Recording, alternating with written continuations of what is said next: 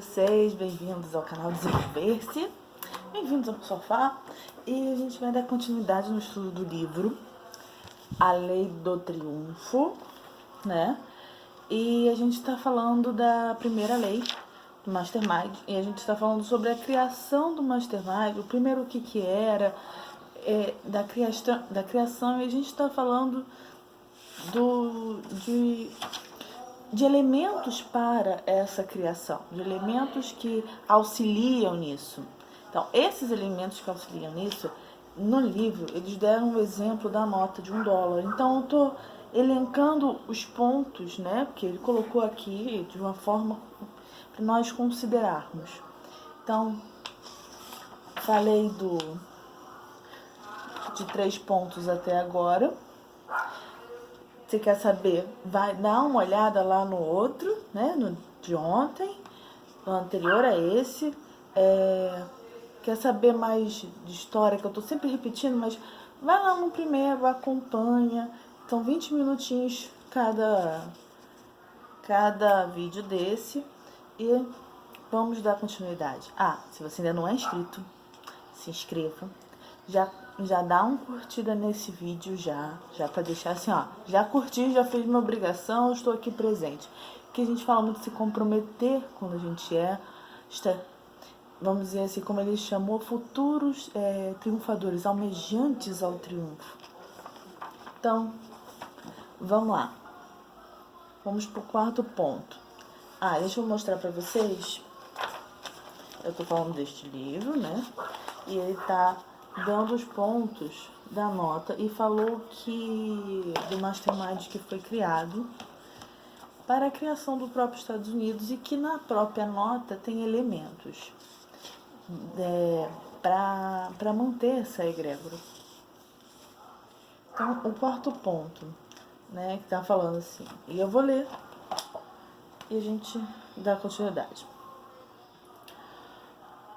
Novo ordo secularum. Frase na base da pirâmide dentro do círculo. Vamos dar uma olhadinha.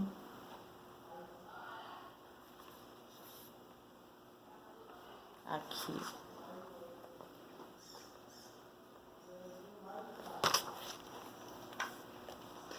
Frase dentro.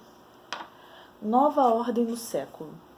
Um novo momento que se iniciava para a organização social e política do mundo. Estava marcando uma nova ordem, que esse Mastermind.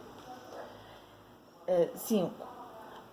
Olho sobre a pirâmide, ver além dos obstáculos, enxergar longe, ter a estratégia e a arte dos generais.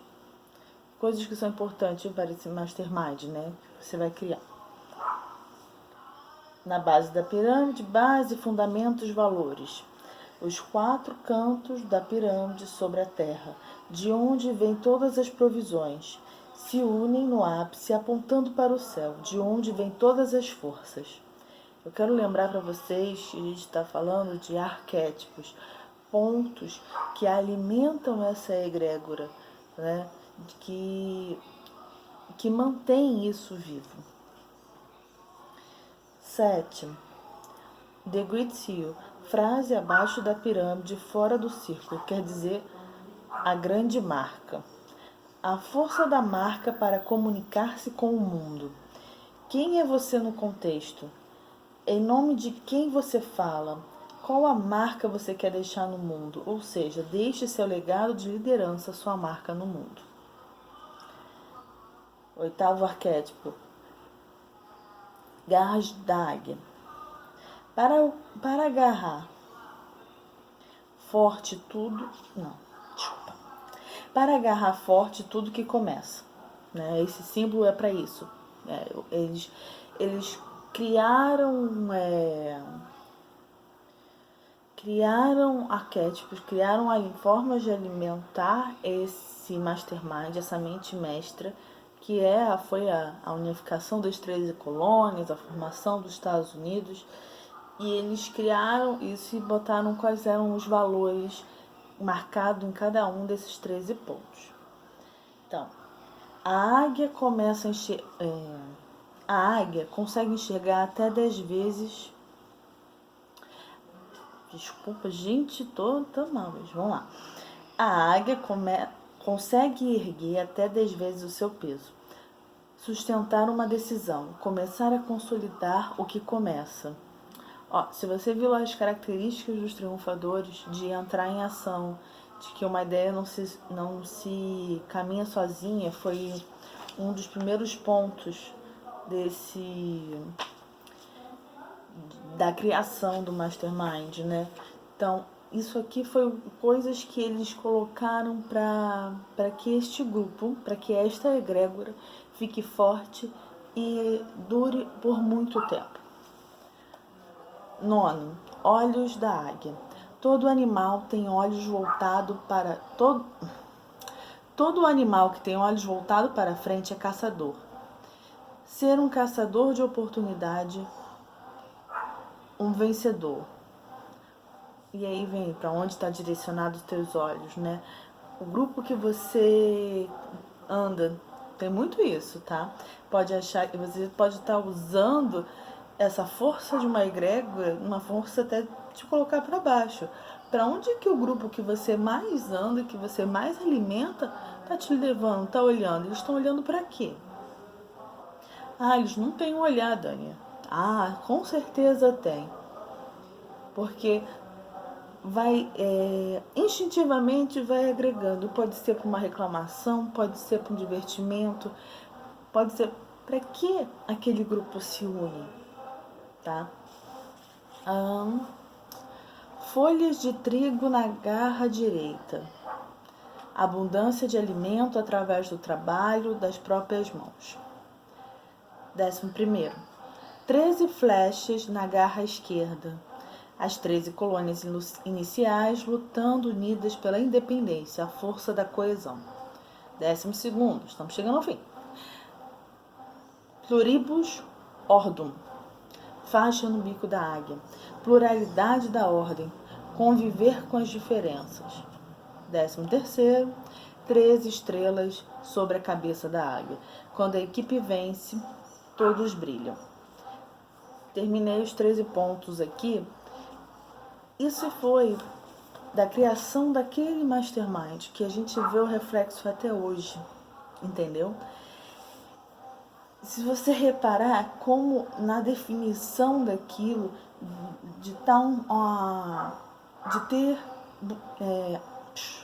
de buscar uma harmonia com relação a tudo aquilo. E como assim buscar uma harmonia? Cada um tinha uma personalidade, cada um era diferente, tinha interesses próprios, possivelmente. Mas ao criar este grupo, aos encontros disso, à formação disso, ao estabelecimento de metas, esses 13 pontos foram 13 coisas colocadas como coisas para ser alimentado.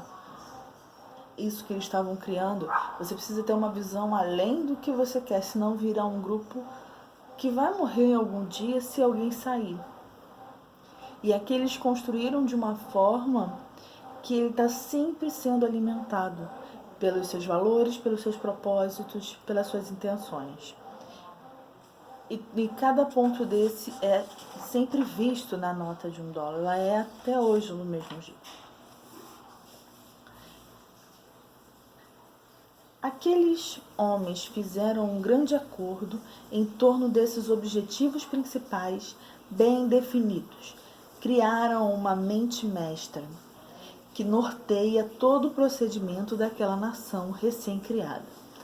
Esse acordo consistia em nunca quebrar esses princípios contidos na nota de um deles, a nota de $1. Isso está refletido em sua Constituição, que foi escrita naquela época com 7 artigos e até hoje continua inalterada com os mesmos 7 artigos. Você pode até me dizer, não, Dani, mas hoje não está bem assim, que não sei o que não sei o que. Isso aqui a gente está falando da criação, a criação de um grupo, a criação de uma mente mestra. E conforme a gente vai mudando a alimentação dele, a gente vai criando outras... A gente vai agregando outras coisas, mas pelo fato deles terem já no início colocado objetivos bem definidos, coisas que na dúvida sigam isso aqui, na dúvida olham para isso aqui, manteve aquilo de pé e crescendo. Você pode não gostar, mas aqui a gente está analisando uma criação, tá? Após ouvir esta bela história, Napoleão Hill começou então a sua monumental pesquisa sobre o segredo do Mastermind, que culminou na publicação do seu livro A Lei do Triunfo. Lembrando, né? Segue desde o início, se inscreva aqui no canal para não perder os próximos. Terminando de ver, se você não viu o primeiro, volta lá, maratona essa série, que tô lendo ele passo a passo. Tô destrinchando ele para você, tô fazendo igual mamãe passarinho faz com o filhotinho, mastigando e colocando na boca. Então vamos voltar. Ó, curta aí, hein? Eu tenho que lembrar de falar isso, gente, tá?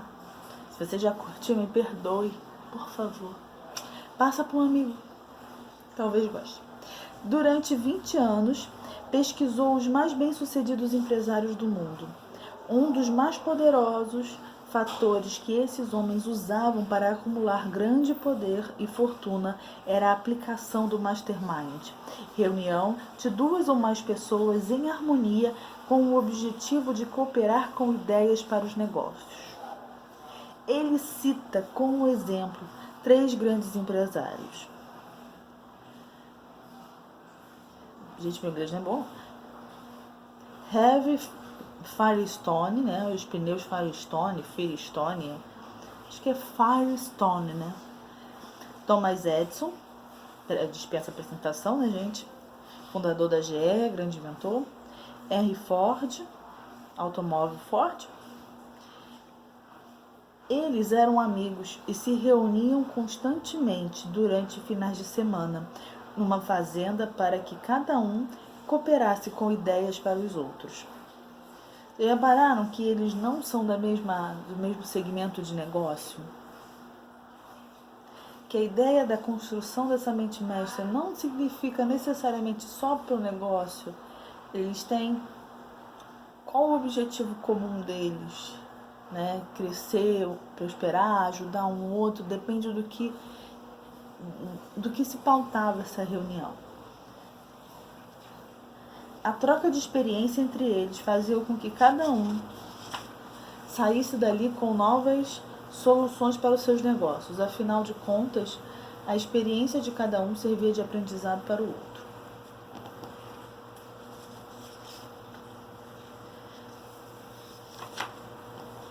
Vocês estão começando a desenhar. A partir daqui fica... Quando a gente falou das características, tá falando muito mais do emocional. E agora a gente está entrando nas leis.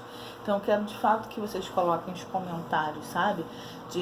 Dani, mas isso eu já li, que a influência disso ou daquilo. Você pode traçar paralelos com as suas experiências. Vamos alimentar essa energia e usar isso também, porque a gente já utiliza formações de mastermind, de mente mestra, só que a gente não está consciente para como aquilo interfere na nossa vida, entendeu? Vamos lá, continuando. O que separa os realizadores daqueles que gostariam de triunfar é a intensidade dos seus desejos. Eu tenho uma certa vírgula com relação à palavra desejo, tá? Mas vamos continuar aqui. Eu entendo esse desejo não como algo feroz, mas como um objetivo, um propósito. Qual é o propósito? É aquela coisa que te faz ir além. Nem sempre o desejo te faz ir além, nem sempre o desejo... Na verdade, o desejo, né, que a gente trata hoje, ele está mais ligado à nossa forma hedonista de ser, ou seja, buscar o prazer, buscar o reconhecimento, buscar as coisas que vão fazer bem de forma imediata, mesmo que no longo prazo faça mal. Esse é o desejo que a gente faz hoje. E aqui, quando ele fala, o que separa os realizadores daqueles que gostariam de triunfar é a intensidade dos seus desejos, é a intensidade da sua vontade, tá? O desejo é uma vontade com febre, que pode ser até cega, mas é a intensidade da sua vontade, a intensidade daquilo que você sonhou para a tua vida. Qual é? Qual é a intensidade disso? Vamos lá. A tradução para a expressão mastermind é mente mestra.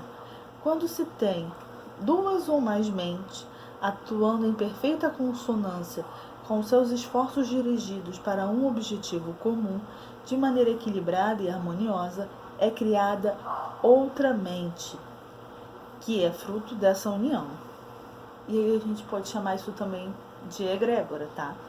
Você é mais do campo holístico, mais do campo do desenvolvimento pessoal, também chamado de egrégora. Quando duas ou mais pessoas coordenam-se em espírito de harmonia e de trabalho na direção de um objetivo ou propósito definido, elas colocam-se como uma aliança em posição de absorver o poder diretamente do grande depósito da infinita inteligência. É uma espécie de mente virtual corporativa que tem um poder muito maior do que a soma das mentes individuais que participam dessa coalizão. É uma supermente criada pela fusão de várias mentes.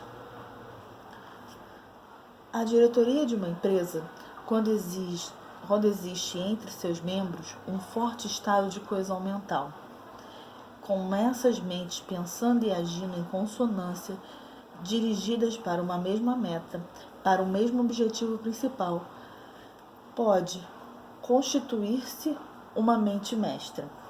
Isso quer dizer que essa diretoria tem um poder multiplicado exponencialmente, se comparando com o poder que teria cada mente individualmente, ou somente unidas. Porém, sem esse espírito que caracteriza a mente mestra. Falando a linguagem corporativa, criar uma aliança de mente em harmonia é uma das mais difíceis tarefas no mundo dos negócios. Fazer com que sua equipe, seus associados, funcionem como uma orquestra sinfônica. Saber criar um mastermind é saber criar um espírito de cooperação justo e perfeito entre as várias mentes envolvidas em um projeto. Bom,